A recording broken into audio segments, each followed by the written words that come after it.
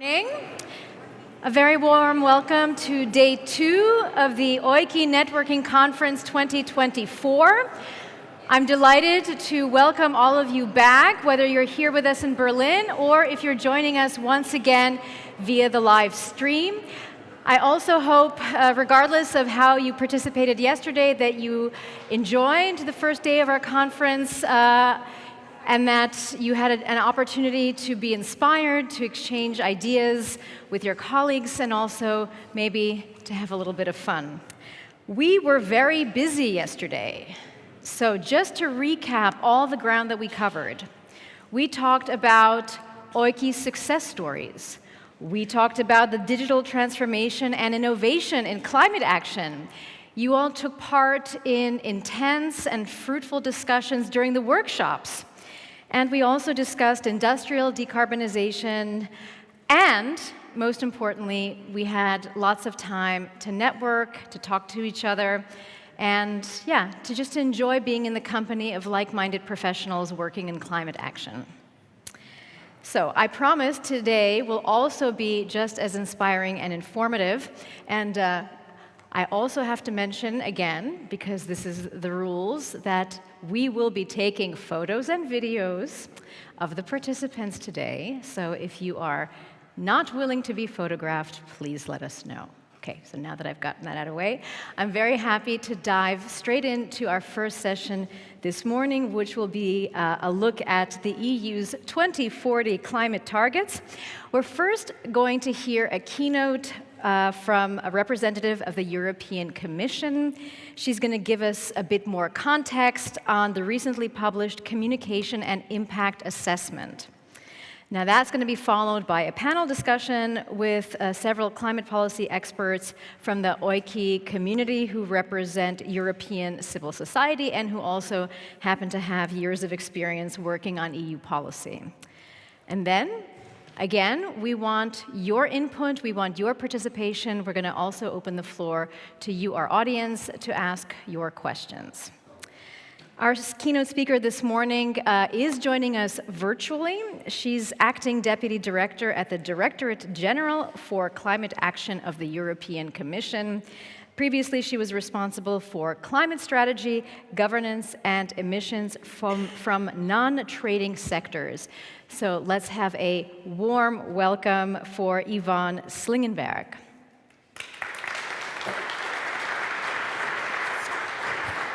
Thank you. Just to see if you hear me. I suppose that will be the case because we tested it before. So good morning. Very happy to be with you. Thank you for the invitation.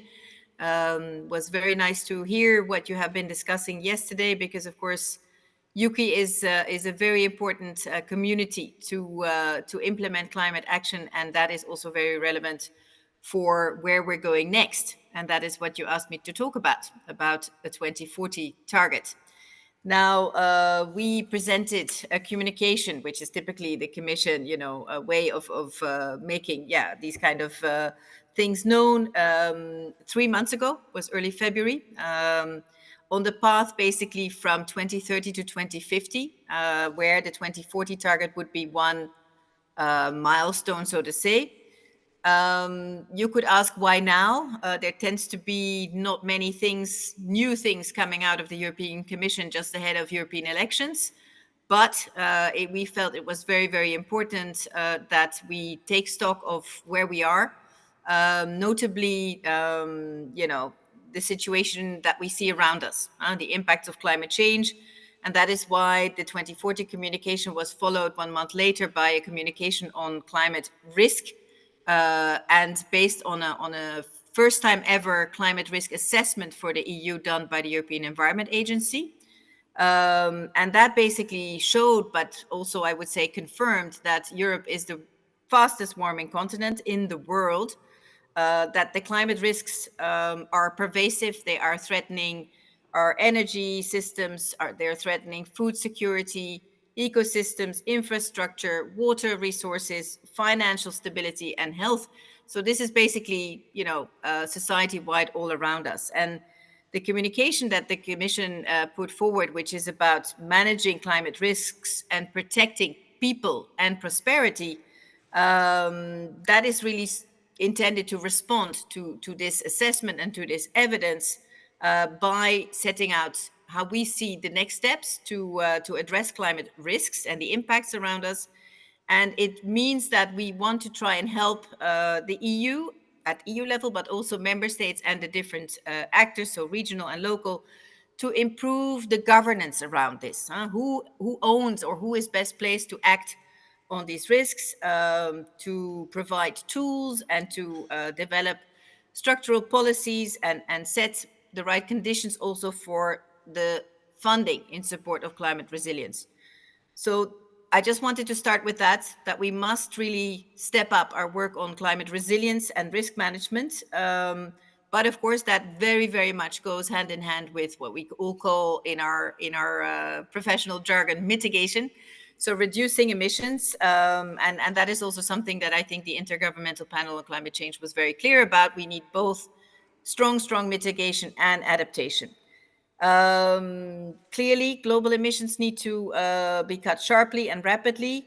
And on both dimensions, again, mitigation and adaptation, the EU needs to continue to provide global leadership and basically lead by example. Now, to come back to the 2040 communication that we presented in February, you already mentioned that this comes together with a detailed impact assessment, 600 pages, I have to say, for anybody who's really keen to dive into the details. And on the basis of that, we have recommended a target of 90% emission reduction, well, a net emission reduction target compared to 1990 levels. We very much looked at the advice of the Scientific Advisory Board that came out in June last year, but also, of course, the provisions of the European climate law that we have now. And this is all about, the EU also doing its fair share to meet the Paris Agreement goals, because that is where we're in. We have the international context, plus we have our own commitment and legal obligation at EU level to become climate neutral by 2050. Now, it's not long ago that we finished the negotiations on our what we call Fit for 55 package. This is the whole legal framework in order to meet the target that we have for 2030, which is minus 55% emission reduction. And I want to emphasize that the plan about the 2040 target is not to now go back and change again or make changes to this 2030 framework. We are, and I think you are, and the member states are very busy implementing those rules and working on the national energy and climate plans, putting in place also the national policies that can complement the EU policy. So this is ongoing and very, very important. But what we wanted to do is to also start mapping the trajectory after 2030. Again, so up until 2050. We really feel that it is a very good moment, again, also in view of the elections right now, to have a debate broadly in society about how are we going to get to this climate neutrality in 2050. And that will then, of course, feed into the situation that we are going to be having in a few months from now, where there will be new EU leadership, both in terms of President of the European Commission and also European Council, Parliament, etc.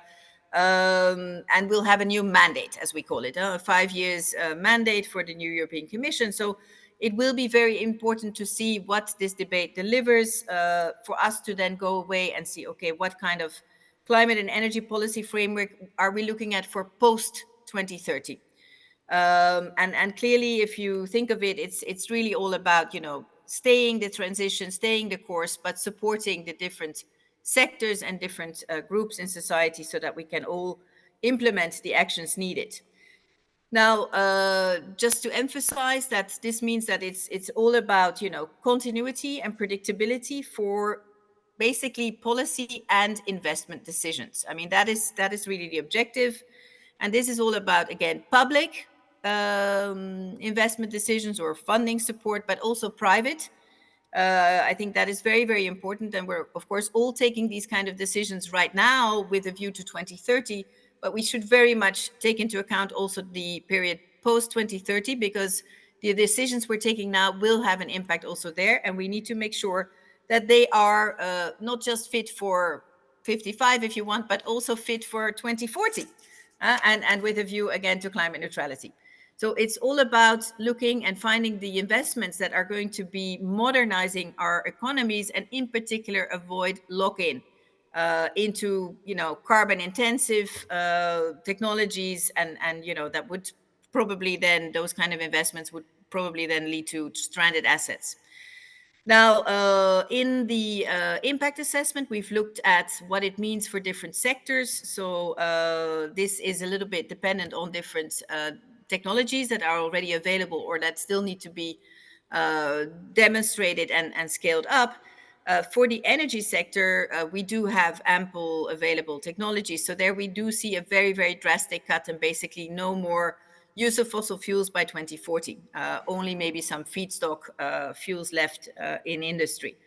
Now, industry itself, energy intensive industry, will also need to really make progress with their clean technologies, and they're quite novel clean technologies when it comes to green steel or low carbon cement, etc., just to name a few examples. And that will be more gradual the way we see it. And then a bit of a concern is the sectors of transport and agriculture. And also there, clearly, in order to get to climate neutrality, we will need to see much, much more action in those two sectors. Now, we looked in the impact assessment at what that means in terms of costs and benefits. That's how we do it for any proposal by the European Commission. And of course, this is not a legal proposal, but we felt exactly for this broad debate in society, it would be important to have this on the table. So we have, on that basis, come to the view that a 90% net target for 2040 is the best option, because it is best at limiting, worsening climate impacts, in particular also at improving energy independence. I think we all relate much more to that since the aggression of Russia in Ukraine and the energy price crisis that has ensued from that. It means a better security of supply, because we will have our own autonomous energy supply. It will therefore support the resilience of the EU economy, and it will also put EU industry in a much better position to maintain and take the lead in clean technologies at the global level. And then finally, it is, of course, very important for Europe to continue on this course also in the international context, because it is a very strong signal to our partners that, yes, we're not just looking at 2030, we're already developing the next steps for 2040 and 2050. Just for all of us to have in mind that by the end of 2025 for COP30, that will take place in Brazil, everybody, all parties to the Paris Agreement, will need to put forward their new nationally determined contribution. So in any case, within Europe, we need to make up our mind what we want to have as this lighthouse milestone for 2040, in order to then also present that at the international level. So just to summarize, for us, the impact assessment shows that going there to climate neutrality is not just imperative, but it is feasible and desirable. Now, I'll try to be brief, but just to again emphasize that, what does this mean? How do we get there? I mean, it's very important to have in mind, indeed, this notion of continuity. We need to very much focus our efforts now on the implementation for 2030, because without that, it will indeed get very, very difficult to make the next step to 2040. Then, in terms of competitiveness, I think we are now having dialogues with all the different sectors, also at EU level, but I'm sure also at national and regional level, because we need to make it and work together, of course, to make it possible for these sectors to also decarbonize. I think we can name it or call it a bit of a new industrial revolution. I mean, we will need to really step up on a more circular use of resources, resource efficiency as part of this industrial decarbonization. And it will, of course, need to have clean tech at the core. And again, this is all about this predictability that I just spoke about, that they also know what is coming towards them, and that they have their market share in the global markets.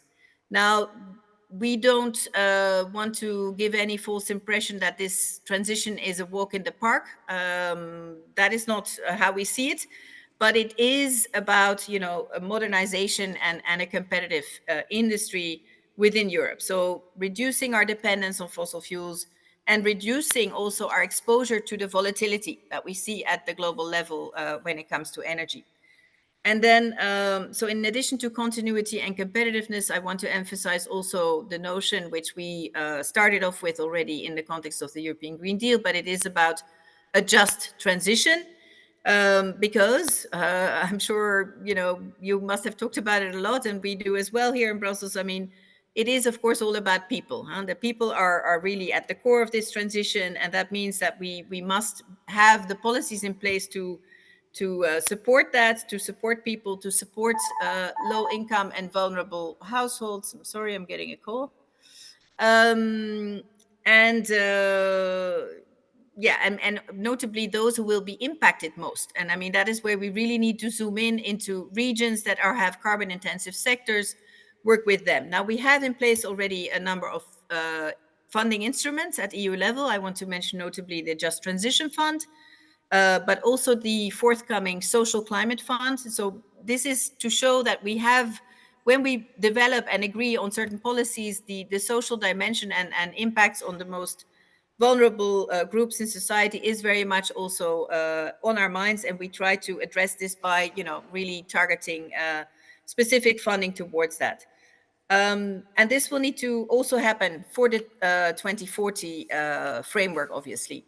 Now, just to mention that, we're not hiding the fact that there are regions with a high share of employment in sectors that will be significantly impacted and exposed to the transition. Also, Central and Eastern Europe will have or does have those regions. I mean, there I'm thinking of coal and lignite mining, but also petroleum and natural gas extraction. I think we all know the example of Silesia in Poland, but there's also Sud-West Oltenia in Romania. And that really means we need to work extra hard to support the transition in these regions and to, not leave any region behind. As far as industry is concerned, there are a lot of solutions, but also there we have to work together with the sectors and the regions concerned to make this transformation happen. And then also innovation. I think you mentioned it, that you have been discussing it yesterday, and that probably has gone together with education, skills, the quality of the infrastructure that will be needed, and other parameters that really are going to be necessary to prepare the regions for the transition. Now, there is strong potential. I think that is a very, very positive message for new activities and sectors to develop. One example is clearly the untapped potential for renewable energy, still in many, many regions. We all know, I think, that green hydrogen will be crucial for the decarbonization of energy-intensive industries, and there is a very high potential in this area also in Central and Eastern Europe. So all this to emphasize, that we are not talking about changing our ambitions, which maybe, could be the impression that people get in the last weeks and months, but it is about, modernizing the economy and seizing the opportunities for new activities and sectors, and notably also in rural areas. Because that way we can secure a more sustainable future with long-term competitiveness, but notably prosperity and well-being for all, because if we don't, climate change will derail. So I hope and trust that also the regions, and notably the ones in Central and Eastern Europe, will be at the forefront. So just to conclude, we're very, very much looking forward, and your event is, of course, a key part of that, to have this societal debate. We're then working towards now already very soon the elections of the European Parliament. We will have the new leadership coming in, and we will then be working on the policies and funding instruments for the period post 2030. But I hope with these elements, I have already given you a little bit of where we are here in Brussels and what has inspired us to put this forward now. Of course, it will need to be taken forward under the next European Commission, but the debate today can exactly inspire us about, the direction, how you see things, what are the issues that you run into in practice, and what are notably good examples and best practices. So very much looking forward to the debate. Thank you.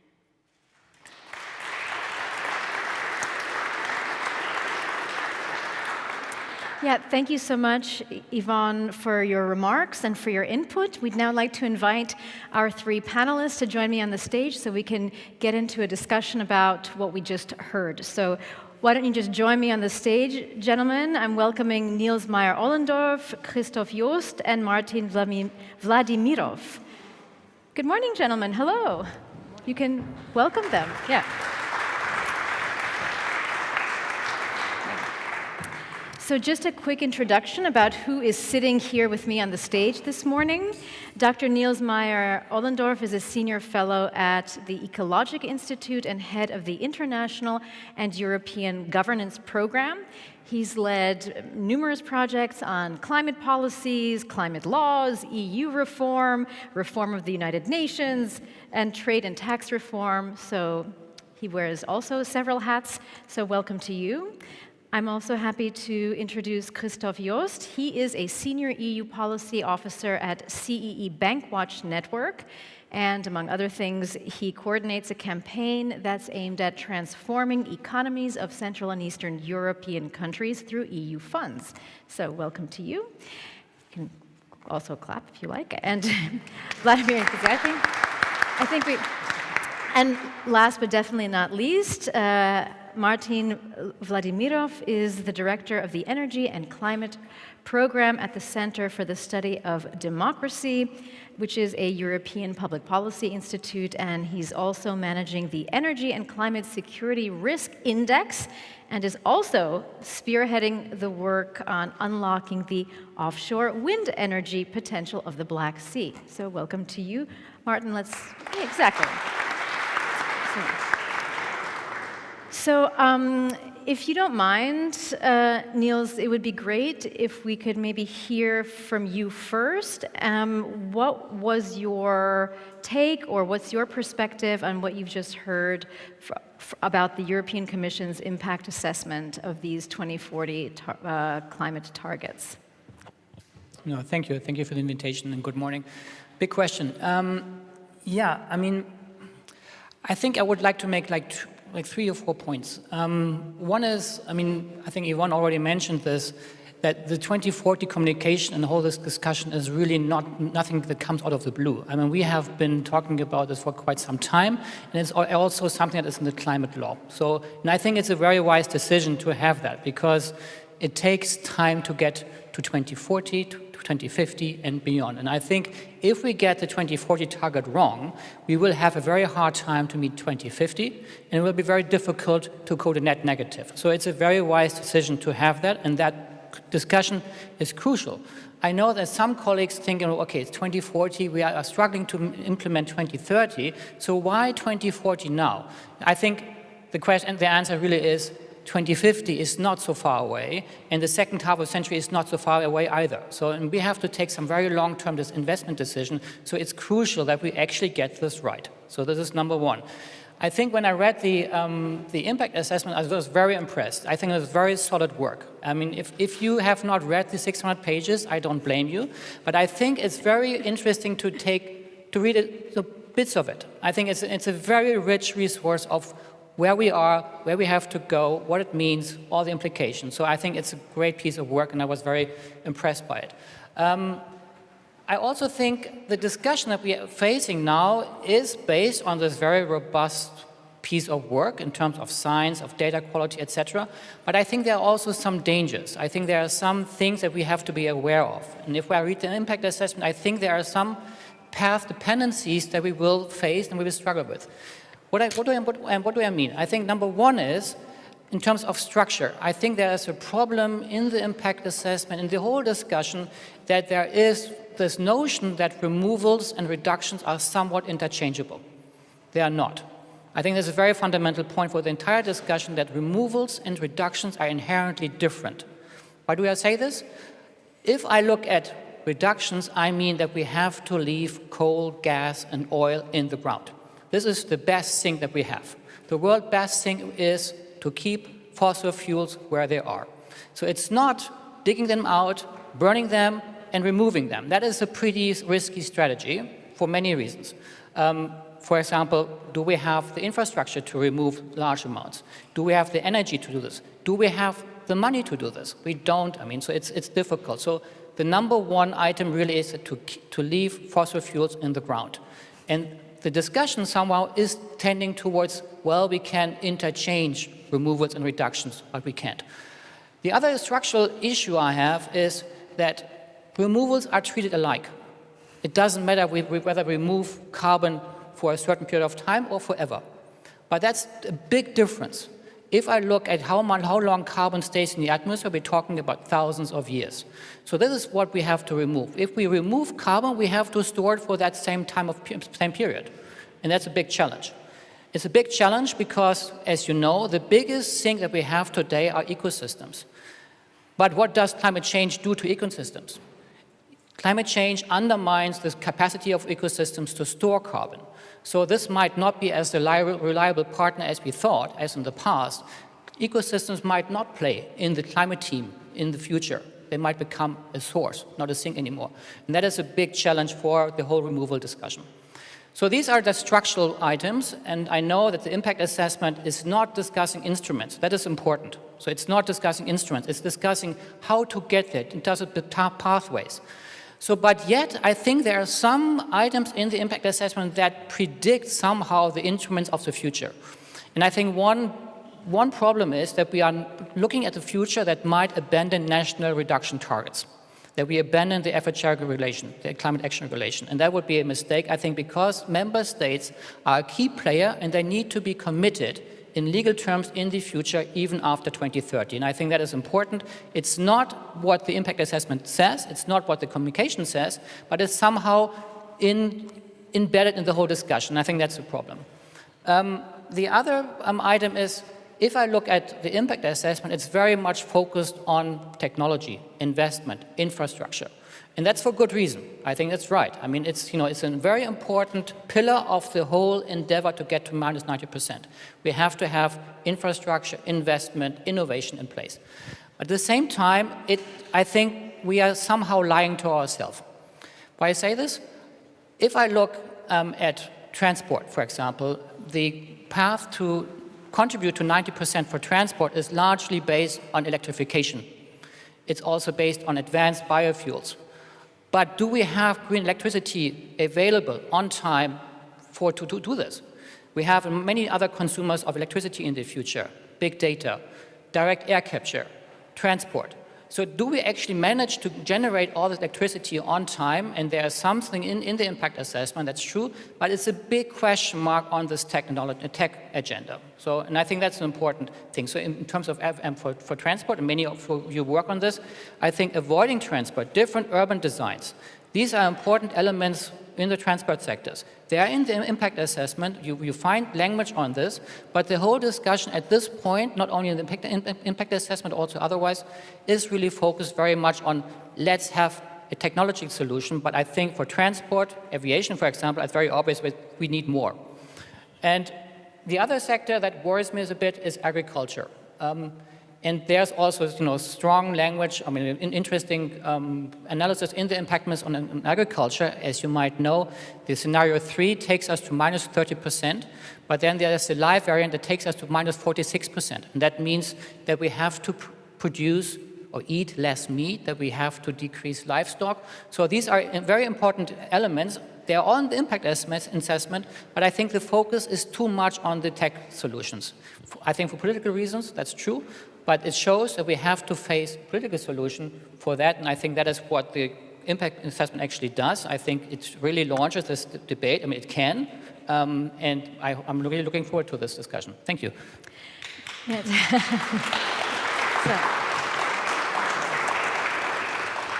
Niels, thank you very much for this really comprehensive and specific assessment. I do want to give Yvonne a chance to respond to at least some of the points that you raised, but maybe, Yvonne, if you don't mind, I would just like to hear from our other two speakers if they either want to add something to what they've just heard, or maybe we can really zero in specifically on the particular challenges facing Central and Eastern Europe when it comes to meeting the EU's climate goals. Because as we all know, every member state is dealing with a slightly different starting point and a slightly different level of resources. So it would be really good if we could maybe zero in on Central and Eastern Europe. So yeah, maybe we can start with Christoph and then hear from Martin. Sure, thanks. Thanks a lot for the invitation, and yeah, I think it's a very crucial discussion that we are having now. And this piece that was proposed by the Commission, I mean, it's not something binding at the moment, it's a recommendation. I think it comes at a very important moment in general, because we have heard some calls from some stakeholders or even some EU leaders to pose a bit further action on climate change, because we have enough to do with the current legislation that needs to be transposed, etc. So I think it's very important that the Commission ends a bit its mandate with this recommendation. It's really part of the legacy of the current Commission. And I think it was really well mentioned by Ivan Slingenberg about the need for continuity and predictability. I think this is especially important also for Central and Eastern Europe for the investment planning that needs to happen.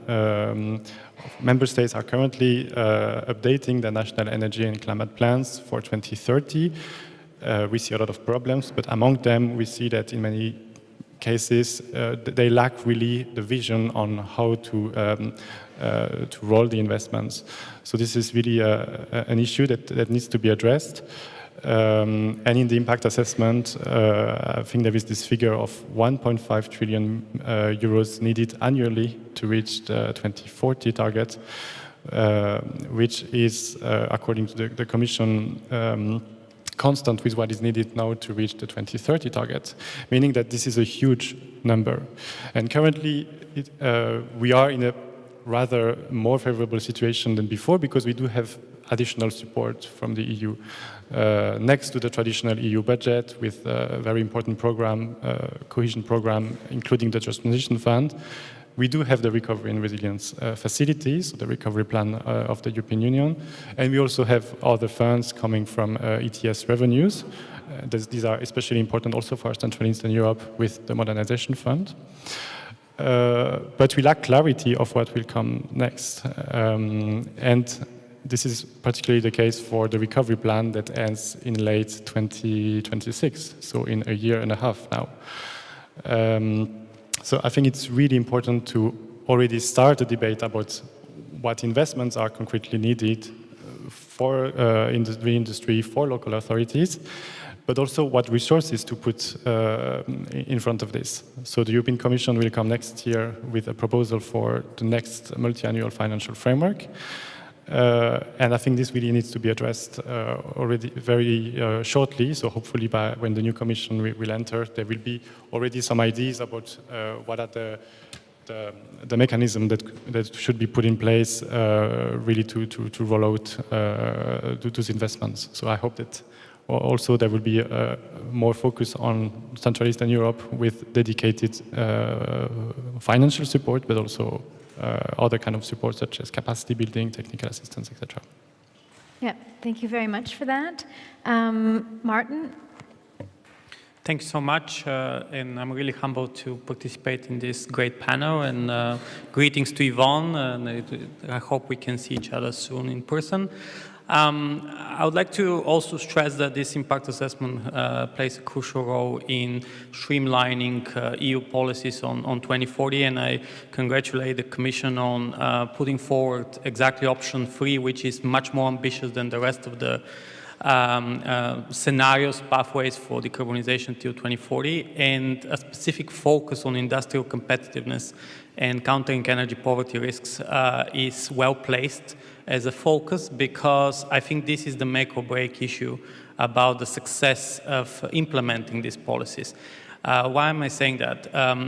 Over the last 10 years, what we have been seeing through our assessment of energy and climate security risks in Europe is that even though we are improving significantly the sustainability pillar of energy and climate security, meaning reduction of greenhouse gas emissions, improving energy efficiency, raising the share of renewables in the energy mix, at the same time, we have seen a sharp increase in affordability risks. Affordability meaning lowering of industrial competitiveness linked to energy prices and to rising energy poverty. Actually, the energy crisis from 2021 to 2022, we assess, might have raised energy poverty by around 20 million people around Europe.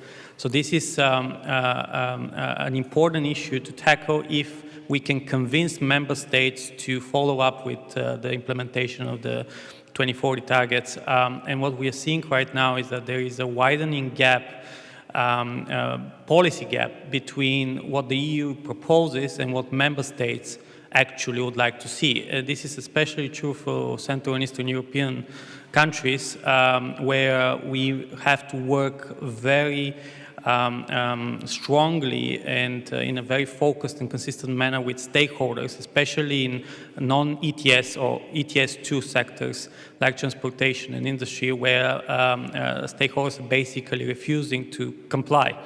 Why am I saying that? I know that there was kind of discussion, preliminary discussion, that we shouldn't talk about backlash. But what we see in Central and Eastern Europe is that governments are trying to find a way to circumvent some of these more ambitious EU policies. And our role as civil society is to bridge the gap between academic assessments, like the one that was done by DG Klima, and policymakers who are very much influenced by disinformation narratives, some of these also spurred by authoritarian powers like Russia and China in Central and Eastern Europe. So we need to debunk myths and try to translate these academic findings into easy to understand policy solutions, very targeted, where we bring stakeholders together and really listen to their concerns and try to work around their wishes. There is, I think, the main kind of bottleneck we see here is on industrial decarbonization. So trying to phase out natural gas or prevent the natural gas lock-in in Central and Eastern Europe will be key, because many countries seem to phase out coal by replacing it with natural gas or thinking about doing that. This is a very dangerous trend. Also, there is an attempt for greenwashing hydrogen and lock-in in blue hydrogen in Central and Eastern Europe. This is also a danger. So working with industrial stakeholders will be key. I think a good element to, or kind of a successful strategy would be to work with the big conglomerates, big industrial conglomerates from Western Europe that are also some of the major investors in Central and Eastern Europe, actually, so that they implement the strategies that they implement in Germany, France, Italy, Spain, also in Central and Eastern Europe. Because what we have been seeing also is a divergence of corporate strategies for industrial decarbonization between Central and Eastern Europe and the rest of Europe. So bridging this gap requires a lot of work with policymakers and stakeholders. So in general, what we call improving quality of governance. This requires also, by the way, improving regulators, so the independence of energy regulators and competition authorities, so that there are no state aid, no fossil fuel subsidies being allocated in different, I would say, shady ways, because they kind of try to circumvent EU state law, competition law. There needs to be more focus on corporate governance of state-owned energy enterprises, especially in the region. And I think a better accountability on strategic documents such as the National Energy and Climate Plans and the Recovery and Resilience Plans, especially when it comes to implementation and how this implementation is carried out. Thank you. Thank you very much. Yeah. Gosh, there were so many super important points that you raised, and Yvonne, I really do want to give you an opportunity to respond at least to some of them, but I also have noticed that our other panelists, the wheels are turning and they may want to respond as well. So why don't we just do one step at a time, and next I'd like to hear from Yvonne.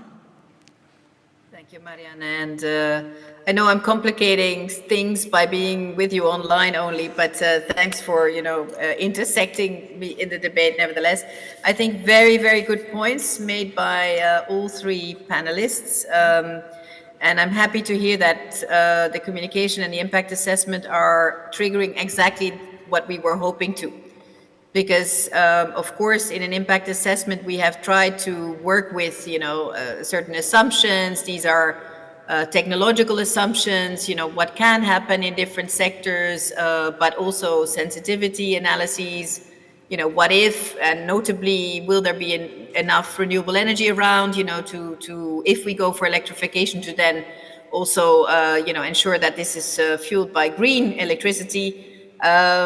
So we're very happy to have that discussion. I mean, that's exactly the purpose. Also on the removal side, just to say that from our perspective, we fully agree with you, Niels, that it's not about, just continuing using fossil fuels and then trying to capture the CO2 and put it somewhere. No, it is about, looking at what will be what we call either residual emissions or hard to abate emissions, because we know that in some processes used in industry, there will still be some emissions, and what are we going to do with those? And very much, as you said, about, post 2050, when we will need to have negative emissions also as a contribution from Europe to keeping climate change in check. How do we prepare for that, in terms of infrastructure, in terms of, again, support for technologies, in terms of even acceptability, et cetera, et cetera. So we don't pretend we have all the solutions, on the contrary, but we're trying to give a picture like, okay, today we see that it could go this way. Is that how you see it? What are the bottlenecks? What are the drawbacks? What are the constraints? And of course, in the end, it's all about, trying to take these things into account when we then try to develop the policies for the post-2030 period.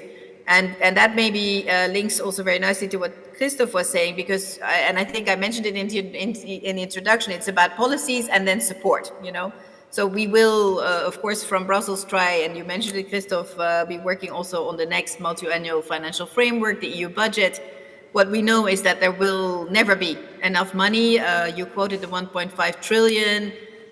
This is a very big figure in terms of investment needs. We tend to try and make it a little bit more specific about, around 600 billion for the energy system. And we also need always to keep in mind that this is the full investment need, right? It's not only for example, going to 2040 with a specific number. I mean, in any case, we all know that the energy system requires investments every year. So yeah, I'm not sure we are very happy with this, 1.5 trillion. But of course, if you add it up, yeah, that's what you're looking at. And this also just to mention that this is, of course, public and private funding. But again, it's very, very important that, again, we have that debate so that we can try and target the future EU budget to where the money is really most needed. And I think there's support for regions, support for breakthrough technologies, support for low-income households will be still with us, and we need to try and find ways whereby the limited money available, because as we all see, there's now also very high-level competing demands on the defense side, on security side, cybersecurity, etc. So it's really about how are we going to use the not little money, but limited amounts of money available in terms of public funding at EU level in the best possible way. And then what Martin said, I mean, yeah, this is exactly what we need to be doing, and I'm super happy that you're discussing it during the 2 days of EUKI, because we do this we have done it now at a very high level. But what does it mean in practice? And I only briefly touched upon the national energy and climate plans, but this is a discussion we're having with member states to really talk through with them. Well, they will have their preferences and their policy choices, but we want to have that debate by, also showcasing why not this and why not that, and wouldn't this be more cost efficient, And to also talk about acceptability and what are the policies at national level that will also be needed, because it's not like only EU instruments that will make this happen. There will need to be accompanying measures, enabling measures, there will need to be infrastructure, at national level. And I think this longer term perspective that you were describing, Martin, is also extremely important. I mean, of course, it's interesting when you have gas resources, discovered, etc. But I mean, if you look at the longer term, you know that, is this investment really valid or economically viable if you need to then close those taps again? Is it not more opportune to maybe, I don't know, invest a little bit more now, but to then, do this switch to renewables in one go? And notably, if there is potential, of course, you need to look at, okay, what are the conditions in different regions and different countries? But I mean, we're having that debate with member states. We want to also, and we are having it with sectors. My aspiration is to kind of bring this together, to have everybody around the table and to make it rather also transparent, to have these factors of cost efficiency, etc., also on the table, and where do we need to go in the long term. So yeah, that's super valid points, and happy to continue, of course, interacting with all of you on how you see things evolving. Just a quick reminder to our audience that we do want to hear from you, so you can already think about and prepare any questions that you may have for any of our panelists. But first, I do want to give an opportunity to any of you to respond or follow up on anything that you've heard. Niels? Go ahead. Yeah, well, what I thought was also really interesting that Martin highlighted, that it's not only a question of adequate funding, it's also about a vision, and that people understand on the ground, in the regions, on the community level, what are these policies for, why are they important, how will they impact me? Because if people on a local community level don't get behind these changes, they're going to resist. And as you also mentioned, there's one thing about the regulations, but then people are looking at ways to ignore the regulations or get around the regulations, and if that's going on, then we'll never be able to meet our climate targets. So I don't know if any of you wanted to speak about that. I mean, on really making sure that the general public is also backing a bit and understanding a bit better this debate. I think it's really important to invest also in climate education, in making sure also that the media is more active, and there are also innovative tools that can be better used, probably at the local level in particular, to making sure that marginalized groups are also more involved, like those that we usually don't include in this discussion. I'm thinking in particular about the youth. And then there are also some techniques that are really interesting and that should be developed more, like community visioning or co-creation. These are always interesting.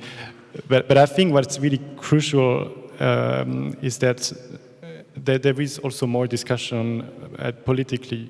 And this is valid especially for the member states who are drafting plans, developing policies, etc. But I think it's also valid for the European Commission. And there was a precedent recently with the agricultural legislation that was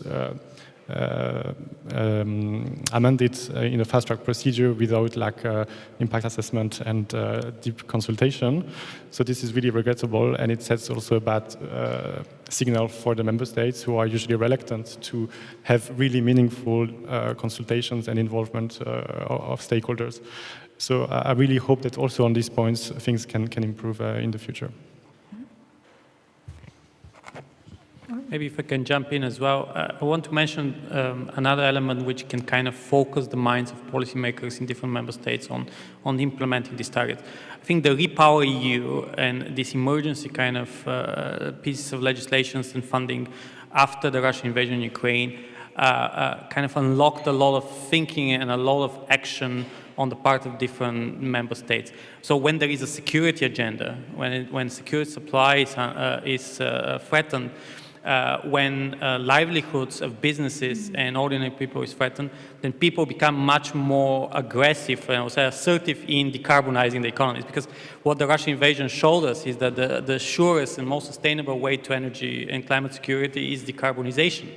But as years pass by, we go back to the old inertia on this. So we need to keep on strengthening the argument that you know, decarbonization is about actually making the EU a stronger international player and with stronger energy security, which is independent from foreign influence based on fossil fuel imports. Niels, did you want to add something? Well, I mean, I would be interested in, I mean, your take on this would be great. I mean, maybe just one word on engaging the public and how we do this. I think, I mean, and Martin was mentioning the term backlash, and we have heard it here, I mean, several times. Rollback is another term. And personally, I really don't like this terminology. And that is because it suggests that we are just like under siege. I mean, that we are just like facing with something that is sinister, dark, and etc. I think, of course, there is some, we are on the defensive in some respects. You know, I mean, if I say we, that's already a pretty ambivalent term. But I mean, climate policies as such. But I would take it as a different take. I mean, I would say, well, we have to have an open debate and we have to present our arguments in an understandable way. And I think very often we struggle with that. And I think the term backlash really does not help to persuade other people. Because it already starts with that we are on the right side because we are exposed to this backlash. And I think the term backlash itself is just like suggesting that there's like this dark side and there are the white knights. That is not the case. It's just like much more complicated, and that's why I would say, well, let's be a little bit more self-confident and also, I mean, then if there's people with different opinions, you know, just like have the discussion, yeah. So I can see already that our audience is experienced and submitted questions via TEDme. So we have a couple of questions that have already been sent in via the app that I can see on my screen. But we also like to do it the old-fashioned way. So if anybody would prefer to raise their hand and speak into the microphone, we can do that as well. Yep. So let's start with the two hands, and then we have two questions sent in by TEDme. Hello, good morning. Remigius Lapinskas, Green Policy Institute from Vilnius, Lithuania. Being quite deeply involved in energy transition and changes, I see fast decarbonization in the spheres of electricity and heat production. But we still have a problem, a major problem with transportation, because 95% of transport is powered still by fossil fuel. Perhaps you can comment what could be the improvement in next periods done by European Commission in general, because I see that we still have lack of technologies, for example, and so on. So would you comment? Should we collect a few questions? No, I think it's better if we do one at a time. Any of you want to respond about how do we tackle decarbonization in the transport? I don't know, Yvonne, if you want to go first, but no, I mean, I think I touched on this briefly. I think this is one item I mentioned, comment on in the impact assessment. There's a strong focus on electrification and biofuels. And I think there's a reason for that, I mean, of course. But it's an important pillar of decarbonizing transport. At the same time, I think we have to complement that agenda, because if we bet on electrification and biofuels too much, I think we might, you know, end up in a situation where we cannot provide electricity, green electricity, in sufficient volumes on time. The same is true for biomass. I mean, I mentioned, you know, the impact of climate change on ecosystem and the production of biomass. If you look at different scenarios, I mean, we use the same biomass more than once, and of course you can't do this. So I think that is why we have to, I mean, I think colleagues work on urban transport here. This is, I think, an obvious candidate where we can actually decarbonize very quickly. I mean, it's very different from rural transport. I think it's important to make a clear distinction between rural transport and urban transport. It's also, I think, very important to distinguish between aviation, shipping, etc. They have different challenges. I think the whole proposal to bet on sustainable aviation fuels for aviation is probably not taking us where we have to go. I mean, it's also about flying less. I mean, I think that's an important question that raises more questions, of course, because it's not only about the aviation sector itself, it's all about tourism, it's about logistics, etc. So that is, I think, a big part of the story, that we actually have to talk more about avoiding transport. I think otherwise we simply will not have a transport system that will contribute to going to net climate neutrality, but it will be one that really undermines the agenda. Did you want to also add Can I something? just, yeah, I want to actually support Niels. It's not only about technology, it's not about only electrification and fuels, it's also about changing behavior. In some member states, especially in Central and Eastern Europe, I think, it will be difficult to fully electrify the mobility. And some of the reductions of greenhouse gas emissions would come mostly by improving public transportation, improving the speed of railways. The speed of railways between Central and Eastern Europe and Western Europe is probably double less. Comfort, working on urban design, making people get out of their cars. This is actually going to probably contribute much more in the medium term, at least. Let's take a quick one from the TEDME contributions. This is a question to Yvonne. One of our guests is asking, how likely is a 2040 target of at least 90% reduction from your perspective? That's a little bit crystal ball. We try to inform the debate.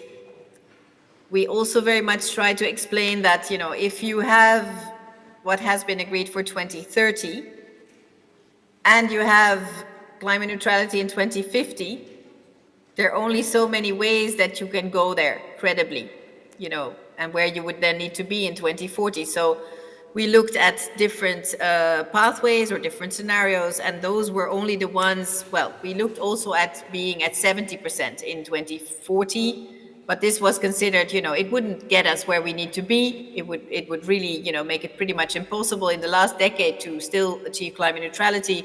So we've really zoomed in on a targets of 85%, 90%, and even 95%. So that is a little bit the margin. And I think then the question is about, indeed, should we try to, do a little bit more now? Because as we said, the key decisions are being taken now. If you're going to put in place or revamp your taxation system, this should have a very long-term application, right? It's not that every 3 or 5 years you're going to then again do that.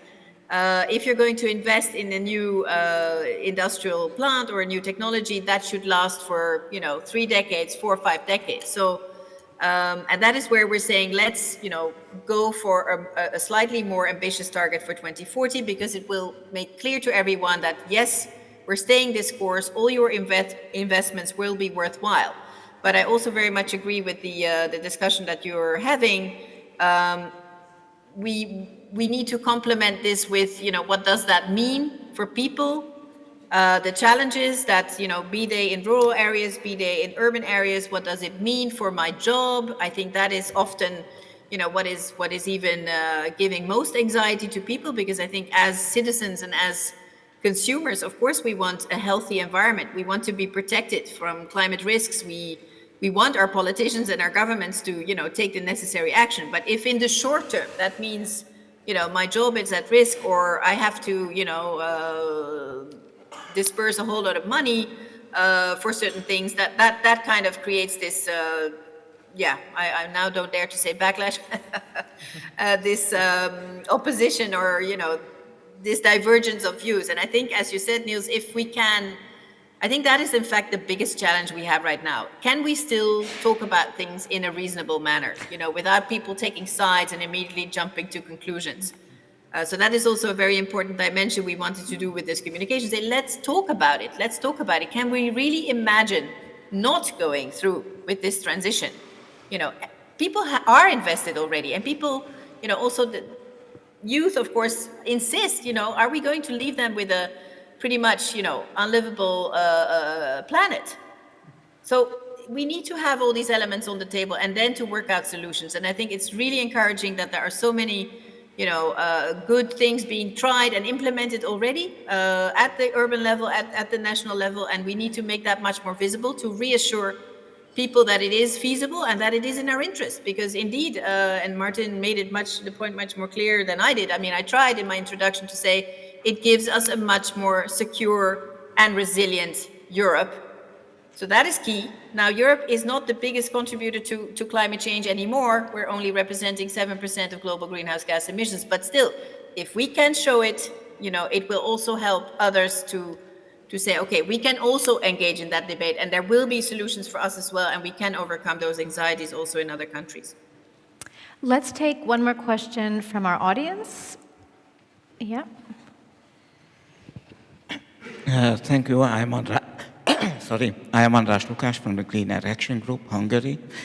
And we have heard that a lot of money is needed to finance these investments, which are needed for the green transformation. And we also heard about the sources for this financing.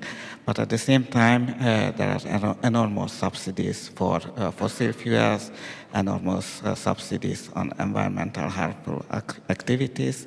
So how do you propose to eliminate these subsidies not to make a competition between the good financing and bad financing? Yeah, who would like to tackle this one? I mean, I agree that, yeah, we do need more money on the one hand, but we also need better money probably. So there needs to be also a debate about what is the use of the public resources and especially EU funds, because as you said, András, currently we can still use EU funds for fossil fuels technologies, like for gas boilers, for fossil fuels distribution grids, etc. So there needs to be also a debate about this, how to phase them out, and also how to go beyond just switching from fossil fuels to renewables, but how to really make them more transformative. And this is also something that is currently lacking. I think it's crucially linked to the capacity issue in member states, and especially in Central and Eastern Europe, where, I mean, again, currently we do have quite some money available from the EU, but it poses incredible challenges to spend it well. So we also need probably to invest in the resources, in the administration, in the managing authorities, and in the stakeholders to really make a better use of all of this money. So yeah, I hope also that there will be a debate about this in the future. I mean, it's like, I mean, on your point on fossil fuel subsidies, well, I think, I mean, many of them are very popular. They are very popular among many voters. So, and I think it's a very political question. I mean, it's about politics. I mean, if you look at, I mean, what has happened when we had the energy price increases in 2022, governments were very quick actually to spend enormous amounts of money. I mean, and I think for social reasons, I mean, that's true. But I mean, to put it in the broader context is a matter of persuasion. It's really a matter of persuasion. I mean, that we have to make our argument much more clearer. I mean, this is something that is very bad in the long term. I mean, it might help in the short term, but we have to address this political question. It's about politics, full stop. But actually, to do that, to just complement what Neil says, is you need to strengthen the rule of law also a new level. I mean, part of the reason why member states were just splashing energy subsidies all over the place is that the EU basically green-lighted that. And, competition law is being applied in a very discriminatory manner, meaning for some it's very strict, for others not, depending whether we're talking about Nord Stream here in Germany before, the invasion, or we talk about, coal subsidies in Bulgaria, Poland, etc. So, trying to always find compromise on EU level in the Council sabotages, in a way, unfortunately, a lot of the good common EU policies. So this is what I meant by the gap between EU level and member states in terms of implementation. Yeah, Ivan, it would be great to just have the final word from you, precisely addressing this issue. Do we need stricter, more robust EU-level regulations that are more impactful in the regions, or what do we need to really make sure that, again, let's focus in on Central and Eastern Europe, that these regions are in a position to really meet their climate targets? Thanks, Maria. And I think I don't think you can solve everything with EU regulations, notably when it comes to, you know, specific cases, regions, local, etc. But of course, we need enabling policies that then we work out with member states, and this can be through the national energy and climate plans, but it can also be through all the other funds, and that we have this dialogue with member states, also with more member states than just one. You know, there are regions that border different countries, and you know, what is the situation there, what is the outlook there. The rule of law is important, but I think again, it's listening to all of you, I was thinking, and what we really need is transparency and debate, you know, and as much as possible, objective debate. Let's put the different elements and factors on the table. As I mentioned before, of course, there will be political preferences. You know, there's many debates here in Brussels around, you know, nuclear versus renewable, and there will be those choices. But let's look at, you know, potential, cost, you know, acceptability, and then try and work out, you know, how this can be implemented in practice. And I do think that behavioral change is an important element there as well. And I wouldn't really maybe frame it like that, but it's about modernization also there. I mean, we hope that, you know, the younger generations will not necessarily all want to own a car. You know, if there is good public transport, you know, if there is a service of what energy you can use, rather than, you know, having all your own little, you know, self-sufficient energy supply, then I think that is the modern way of doing it. And it could be much more energy efficient, much more climate friendly. But okay, that's where we need to tap into these good practices that are already out there and keep working together about, you know, the best possible way of implementing these things. So there's many different elements. And I think the more we can have them on the table and have a constructive discussion, open discussion, so again, participation, you know, everybody listening to each other, hopefully we can work out, you know, good ways forward in this transition. Thank you so much for that, Yvonne. And I think this panel was an example of very constructive and robust debate and discussion. And there were some critical elements to what we heard today, but also a readiness and a willingness to find a solution in good faith, incorporating different needs and perspectives. And in the spirit of that, that's really what we're going for at this conference. So thank you so much to all of our speakers for this really stimulating debate. Thank you.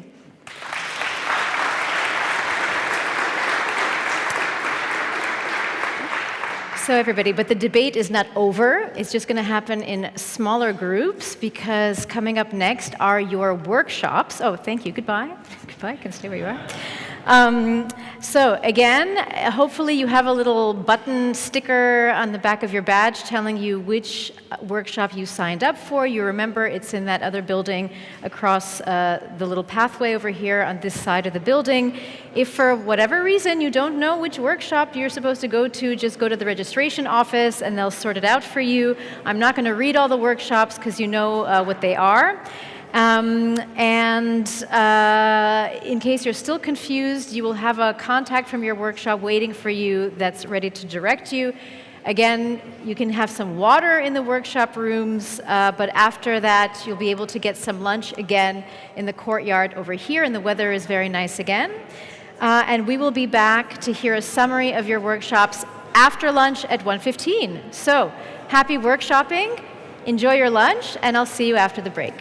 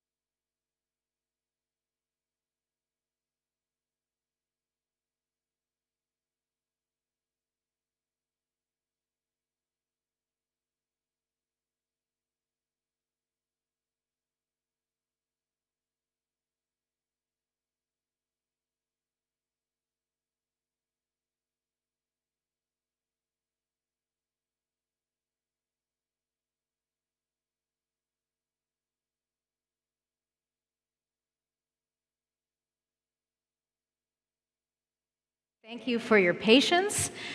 We are a couple of minutes behind schedule, but I promise you, you didn't miss anything too dramatic, and we're very happy that the live stream audience is back with us for our next session.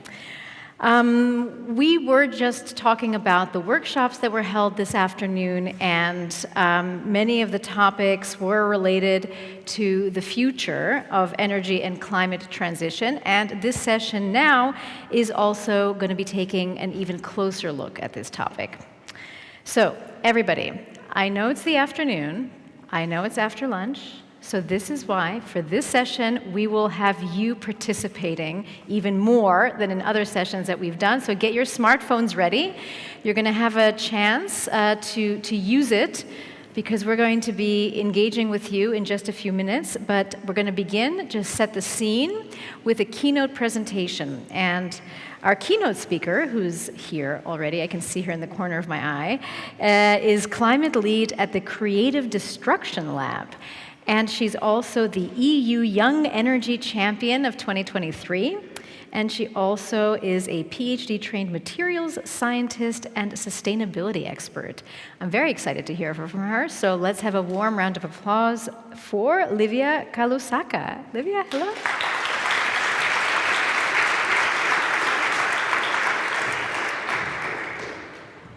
So, Livia, you're free to sit or stand anywhere you like. We have loads of space, so you can decide what's most comfortable for you. Sit next to me. You'll sit next to me. Okay, I'll come even closer to you then. I'll sit right next to you.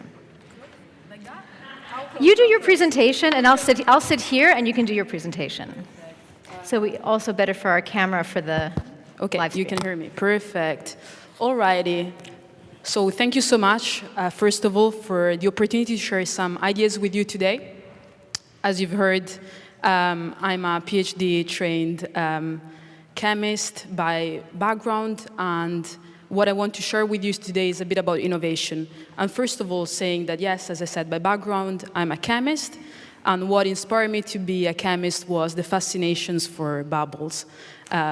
So I want to make an analogy with bubbles and saying that today we live in different bubbles, we live in a polarized world, and it's getting harder and harder to break these bubbles. So the issue that I see is that as you get into a bubble, you, especially once you leave university, you have basically a barrier to entry for different bubbles.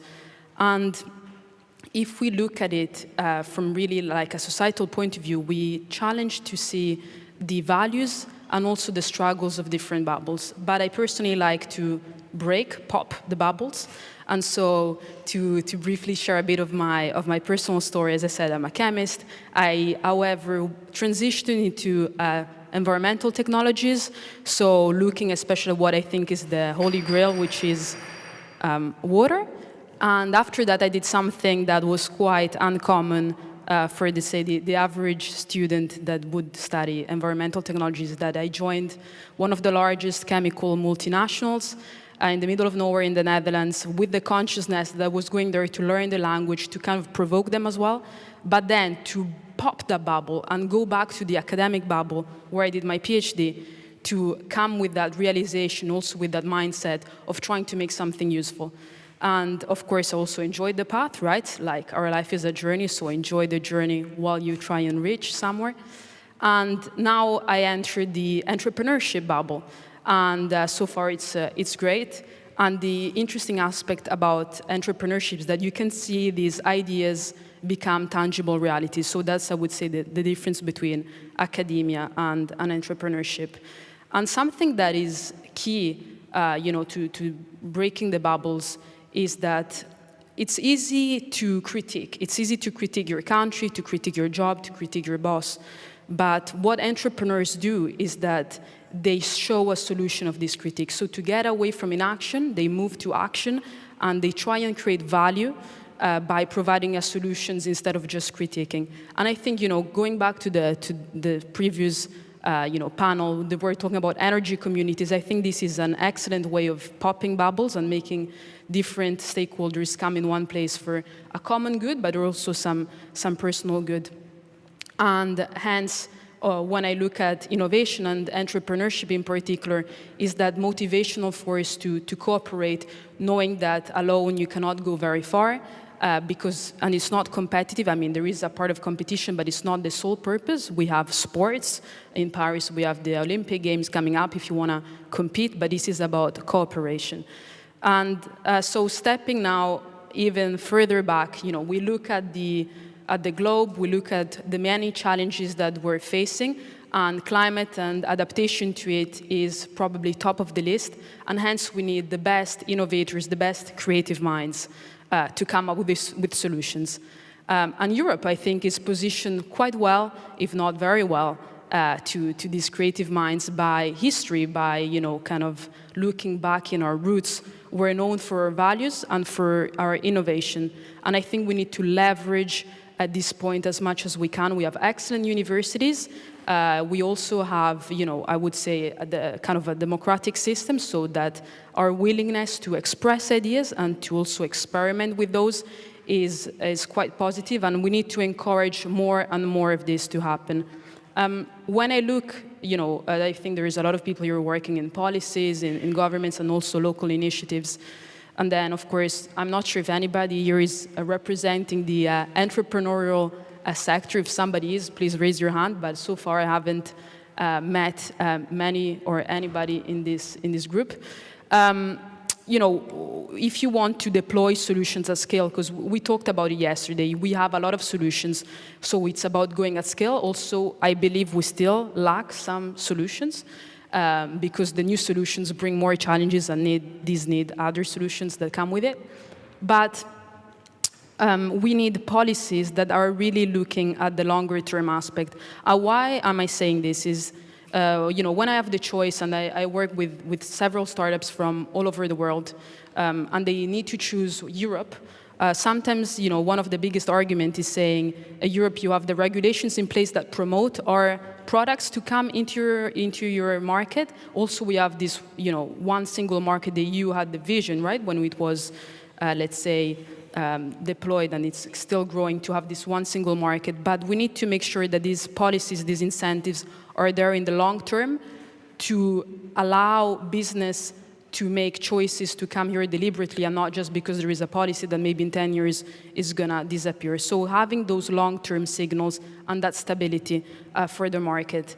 Also, when I think of what we can do in advance to this, is to promote access. So I think that this conference is an excellent example of giving access to people to resources, the same way we need to encourage people to take a leap forward and to be innovators. When I think of my generation, I'm between the millennials and the Gen Z, but the millennials are called kind of the side hustle generation. And what does it mean? It means that many of us have a job, but also at the side, we like to do something else. And so I think that the governments, they have a responsibility also to understand that this is happening and to encourage more people to make those side hustles become something. And when I look at the different ecosystems that are present in Europe, of course, Germany is quite a strong one when we think of innovation and entrepreneurship, Berlin being kind of, the top 3 cities, I would say, in Europe where startups happen. You have London, of course, you have Paris, and you need to allow access of these resources to a wider population. When we think of, let's say, cleverness or technology, it can exist everywhere, but it's the ecosystem that is not present everywhere. And so, yes, we need more networks, more accelerators, more incubators to make these ideas take shape. And so, again, we think about ideas, about innovations, but what we need here is disruptive innovations. Because, let's face it, we are having these lights, not because we continuously improved on developing candles, right? So you need some disruptive innovation to occur sometimes. And the main difference, I would say, between researchers, which, I'm at the heart a researcher, and entrepreneurs, is that they can capitalize on that research. So, first of all, I think that the basics is, to do the so-called literature review, so understanding the past. By understanding the past, you can understand the problem better, and also asking yourself the right question, because it's easy to get answers, but the quality of the answer is as good as the question that is being asked. And so you need to do that previous research, then you basically find the gaps, right? And then you innovate. And then the entrepreneurs, what it does is that it capitalizes on it, it finds how to make value out of this, and and basically that's where beautiful solutions come out. And also I believe that companies, can be also building different societies. And I'd like to share with you some examples, not the pictures that I want to show you later, so don't worry, not yet. But it's just some names, I was thinking today of what startups that I work with could be also interesting for you. And I will just bring to your attention 3 of them. One of them is Swiss, it's called Voltiris. And what they do, just to show you how clever these people are, they're basically building solar panels, but if we think of regulations, normally there are barriers, right? So we need to eliminate these barriers as much as we can. And what they do is that they implement them in greenhouses, so basically for agricultures, and because it's indoors and not outdoors, they basically skip the regulation. On top of that, even more clever, they divert part of the sunlight for the crop, so that the crop is basically producing more, and the other part of the wavelength, so of the sun that you don't need, it's diverted in the converter. So that way, they basically make farmers become energy independent, just to give you an idea. Other one, which is a bit more crazy, Genomines, they're from France, and this one is about mining. People don't talk about mining very often, but again, if we think about the future of energy, we have the so-called critical raw materials. Nickel is one of them. What do you do? Of course, you could do more mining, but that we all know is probably not the right answer. So they've come up with this, again, solution. They kind of did a bit of a bioengineering trick, I would say. And what they do is that they take plants, they basically optimize the plants to get nickel out of the soil. And then, of course, the soil that they use is a soil that has some nickel. It doesn't have enough so that a traditional mining plant would be economically feasible. And then they harvest those plants and they get nickel out. And I think, in the future, you will see more and more of these examples taking place. The last one, I'm mentioning them because they're German, Magnotherm from Dresden. No, not Darmstadt. I want to apologize, Darmstadt, actually. And what they do is a solution that is close to all of us. It's refrigeration. So all of you have, I guess, a fridge in your house, and that fridge uses probably a fluid, and that fluid is not very environmentally friendly. Again, they spinned out from the university with a so-called magnetocaloric material. I'm not going to go into details, don't worry. But it's very simple. You apply a magnetic field, and basically the magnet cools and heats, and if you put a liquid that is, in that case, let's say if the magnet is cool, you put a liquid that is hot, it's going to cool the liquid. And again, they're quite well known in the startup scene, I would say. They're small, but they're big. They're getting bigger, and you will probably see them very, very fast accelerating. And one of the keys of all these companies that I mentioned, maybe compared to I would say the average, is that the process of iteration is very fast. Myself, I work for something called here creative destruction, and so it means that you create and you destruct. It's a very fast process, and we need to make sure that there is policies also to basically encourage this approach to be as fast as possible, and to not be discouraged by the fear, right, of failing, because you might have the so-called MVP, minimum viable product, that is useless after you test it, but that's okay. So being okay with that. And the second thing also is to take risks. So to be entrepreneurs, it's a huge risk, and that's why I think that many of the people in the startup world are young as well, because they have less, let's say, strings attached. But also, it's an extremely rewarding journey. When I think of the people that I work with, they're surrounded by mentors, by experts, by investors that are all trying, to make their solutions succeed. And simply that journey of personal growth and professional growth is more than enough for somebody to jump on this career. So maybe to kind of then go to the last word.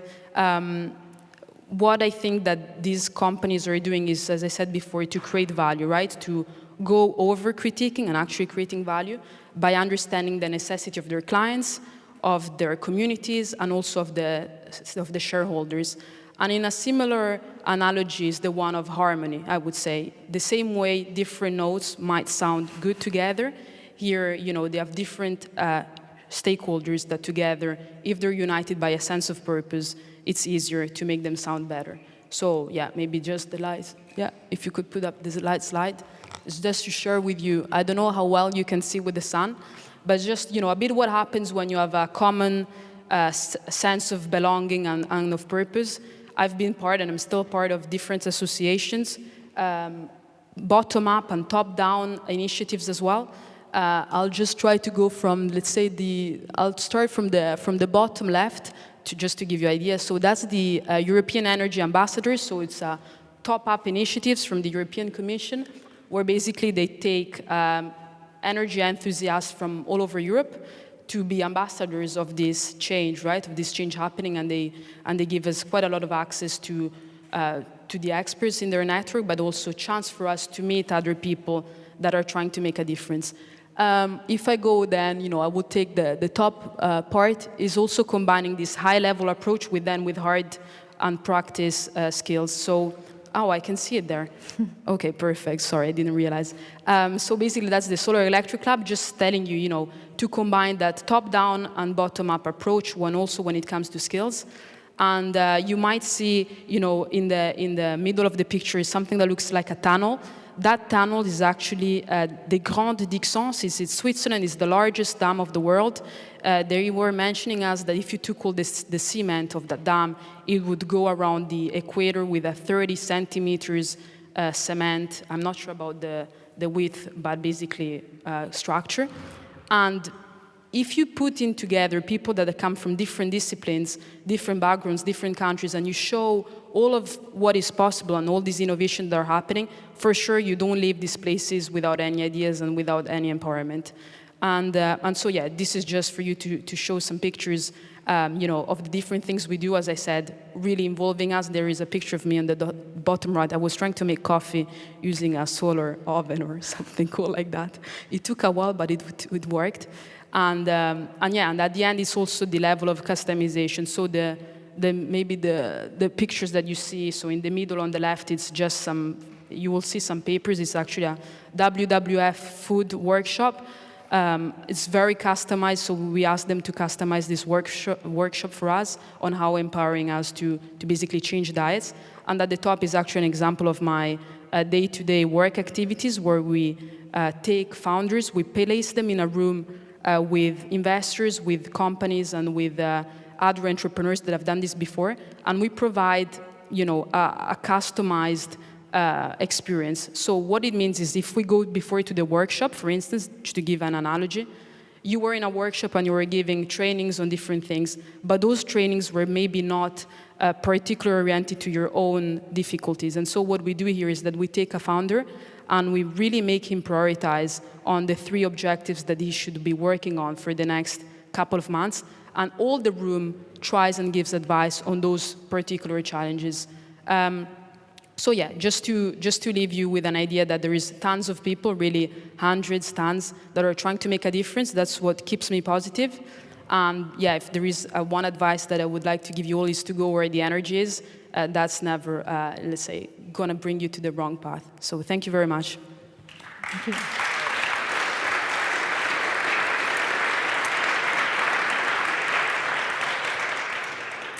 Yeah, thank you very much, Livia. So everybody, you know the procedure with the TEDme app by now, so I think we should have, there it is, the QR code, because we're going to be asking you all kinds of very interesting questions, and Livia hopefully will have something to say about the answers, because even as you said yourself, it's important to have an interesting and good question to determine the quality of the answer, right? So we're going to see how well we did. Okay, so the first question is, if the climate crisis did not exist, what would all of you be working on? I think it's super interesting, so imagine that. I apologize, I came up with that question. Yeah. I think it's really interesting, actually. Because I would imagine most people who are here, Livia, are so dedicated to this topic and have been for a long time. So maybe some people couldn't even imagine doing anything else with their lives, but I think it's a really valuable exercise. So how can we see the results? I'm just wondering. Okay, these are just individual results. Okay. All right. Freezing at home is for sure an interesting. Maybe getting melting. Social injustice, okay, but that would be in business. So some people looking just to make money. Teaching, biodiversity, animal welfare, graphic design, again, education, bicycles, loosely connected to green mobility, maybe. Nature conservation anyway. Again, academia, teaching, another existential threat because we have so many.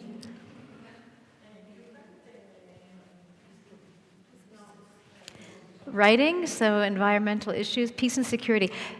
Livia, there does seem to be some common themes emerging. Exactly. So, yeah, I see for sure that, let's say, the bigger environmental field, and so ecology and biodiversity is coming up quite often, as well as education, I would say, and social justice in general, right? I think that's peace building, absolutely. Like these three main themes I can see. I like the improvised theater. It's also very good improvisational theater. So we also have people who need to wear many hats. Really interesting. Are we ready for the next question? Or do people want another moment? Okay, yeah, we've skipped over to the next question. So, and that is, how familiar are you with the startup scene in the field of climate protection? So just that's the different kind of format of this question. So either you're very familiar or not familiar at all. We have a little. So I guess, okay, so very familiar is 5, and 1 is not very familiar, and the ones in the middle are sort of in the middle. So, okay, so does that surprise you, Livia? That absolutely. Again, it's an example of the popping bubbles, right? I'm happy to be here today because hopefully you will understand a bit more. But it's also surprising because when I look at the numbers of investments in Europe, kind of climate is the top. So it goes, kind of above and beyond all the others. So just for you to know, there is a lot of investments happening in climate startups, I mean. But that's, kind of surprising. But I think it's an example of these bubbles that I was mentioning before. Like, what is my incentive to be here today, right? Like, I'm even having conversations. I'm not part of any project. And, it takes energy to get out of your bubble. So probably an encouragement to, startup events are fun as well. So join them and, just pop that bubble. But why do you think, or it would seem that there's not enough cooperation between the business sector and civil society? So is it so hard to imagine that you can make money by doing good? Like, is that something that people still can't wrap their minds around? Like, you either have to choose in your life if you want to make money or if you want to save the planet, and somehow those two can never go together, but maybe they can. Yeah, I mean, this is not an easy answer with a yes or no. There are for sure, people that have startups in the climate, let's say, field, not because of their values and their ideals, but because of the money that is pouring into that pot. So I feel you. Not everybody's like that, but at the same time, in where I work is called Station F. It's the largest incubator of the world, at least the French claim it to be. And there is not just climate, there is AI, there is space, there is luxury, blah, blah, blah. But the climate one is the most community-oriented, I would say. So there are for sure a lot of people that are interested in climate actually work for climate. I think it's probably, and I wouldn't even say it's geography because here we are in Berlin, but maybe the fact that the participants, right, a lot of you are from different countries, maybe not these big startup hubs, just, again, shows that we need more of these networks, more of these accelerators and incubators to take part of these programs. And if I can also suggest you something, if, imagine if I were a startup and I had to start in Paris, the costs are huge. In comparison, if you were doing it, I don't know, I met a lot of people from Bulgaria, Romania in the last 24 hours.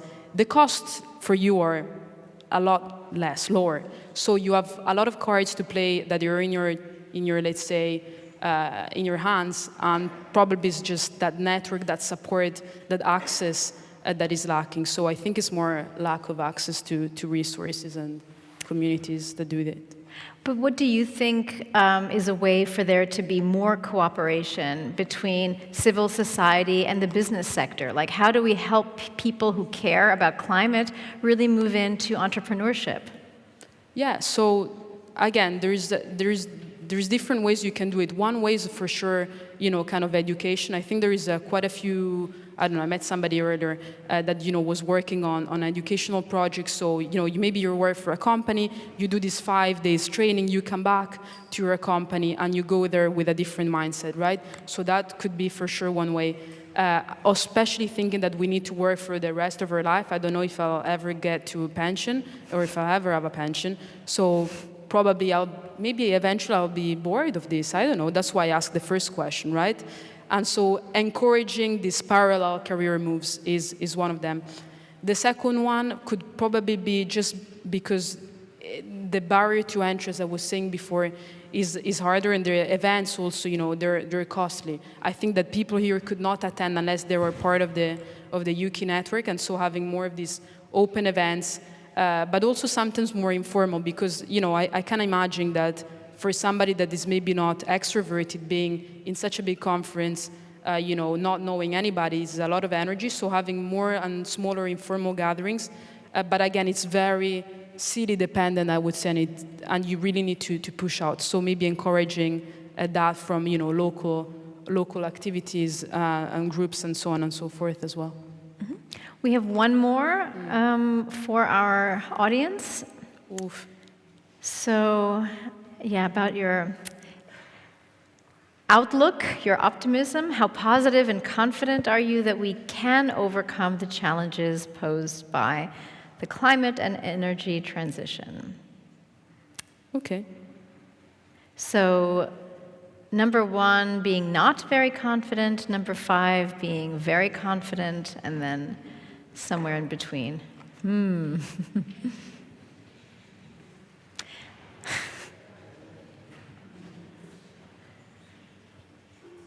Do you know what this tells me? They're trying not to answer, I don't know. No, it's cautious, pragmatic optimism. Mm-hmm. Right?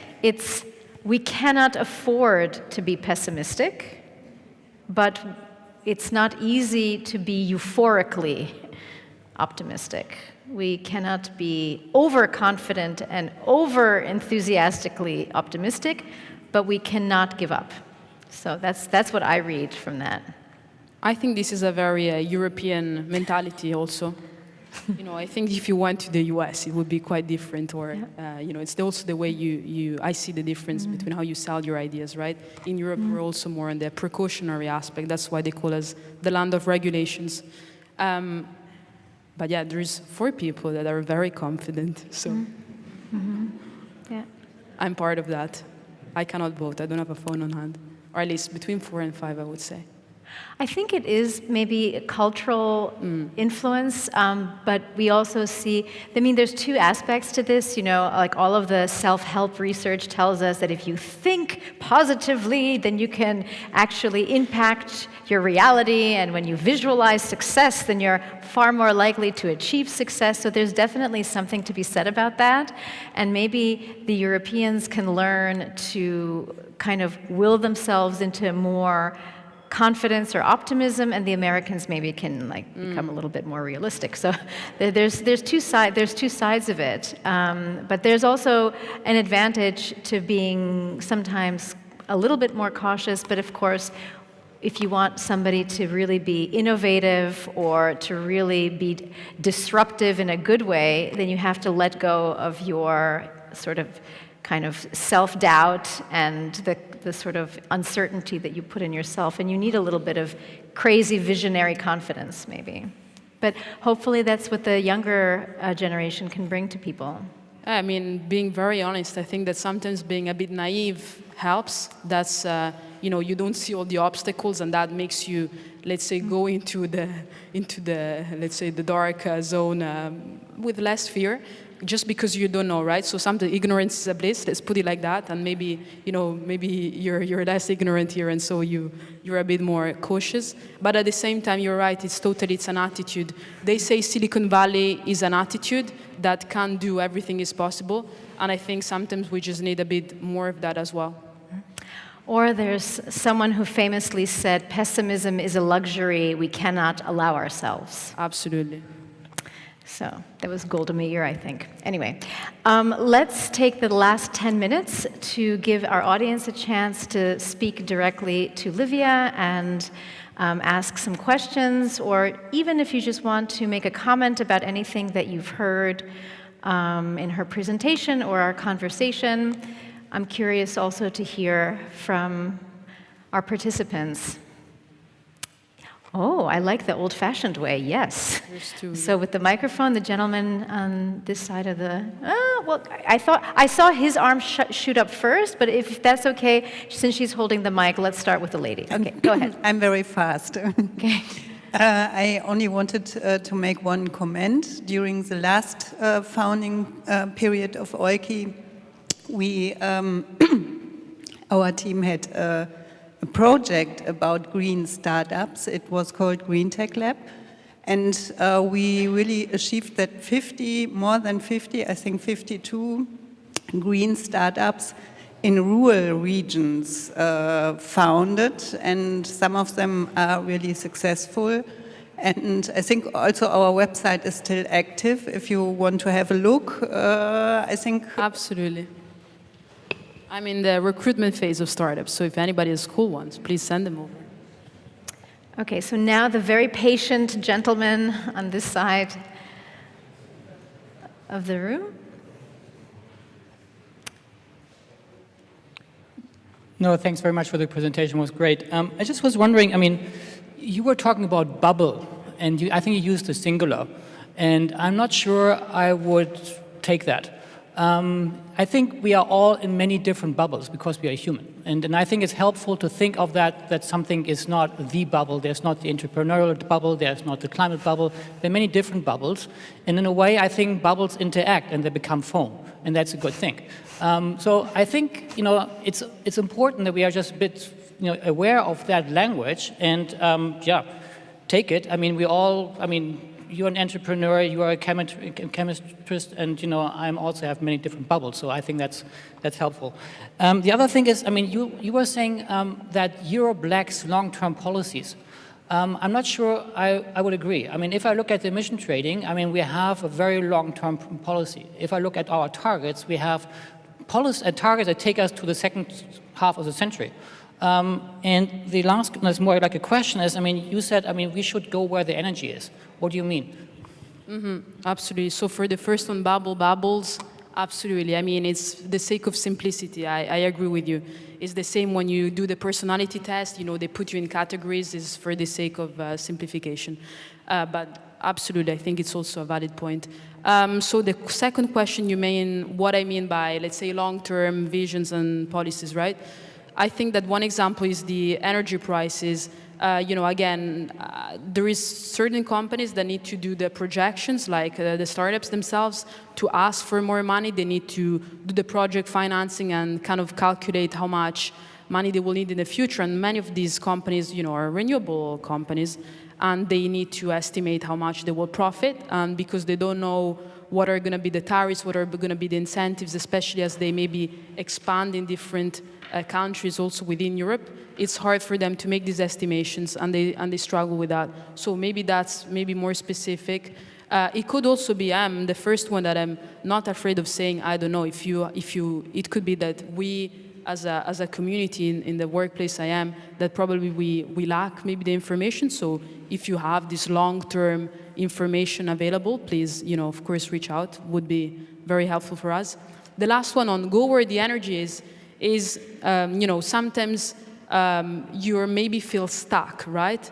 Or there is even projects that that you have to do at work that maybe are not bringing you a lot of energy. I think that life is too brief to lose. So, you basically need to fight your challenge, your battles, and finding those battles where you get more energy out of. So if you find, for instance, that there is a certain local group or a certain project or a certain group of people that you like working with, of course, don't exclude yourself to just that, but put a lot of more energies into that. And that's what I mean. Try and understand, feel where you find these positive vibes and go into it.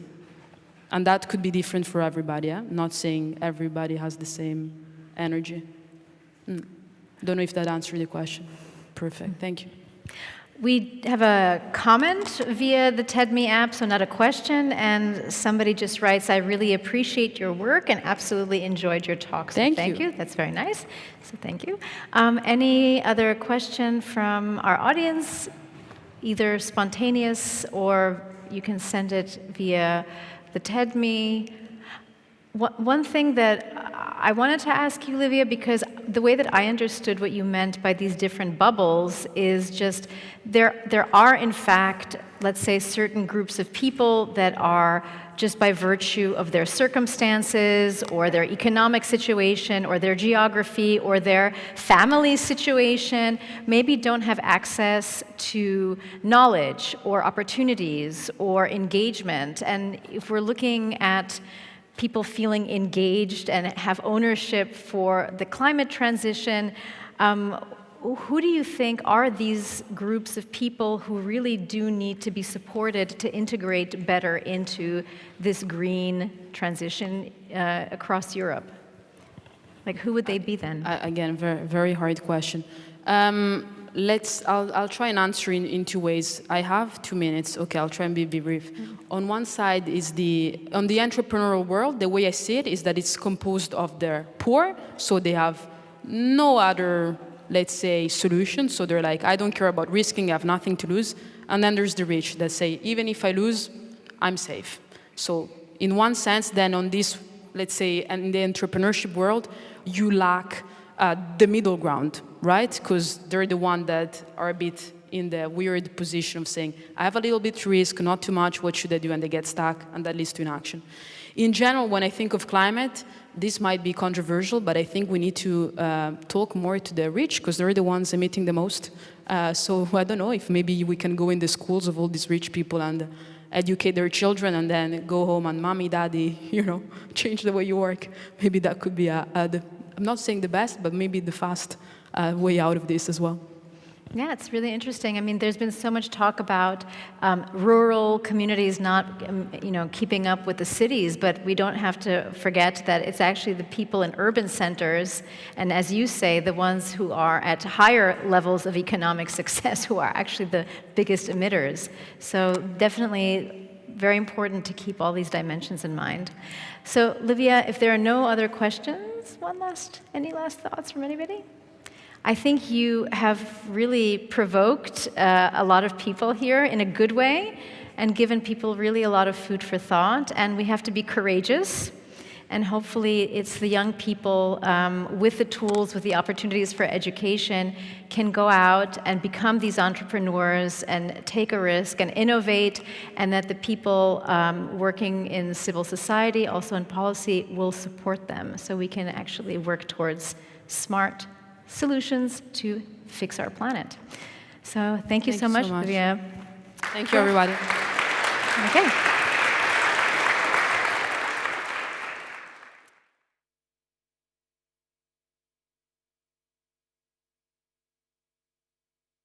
Updates